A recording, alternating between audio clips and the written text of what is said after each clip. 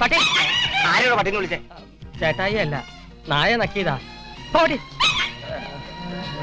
ആ, ഒരു സോഡയും 2 പഴവും വേണം. കൊല്ലാതൊരു വിലയും പറയും. 2.50.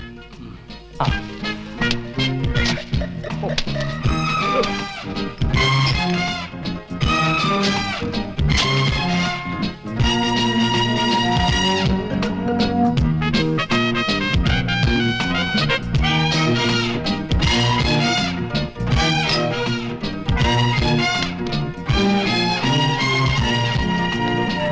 ഇതാ 2.50.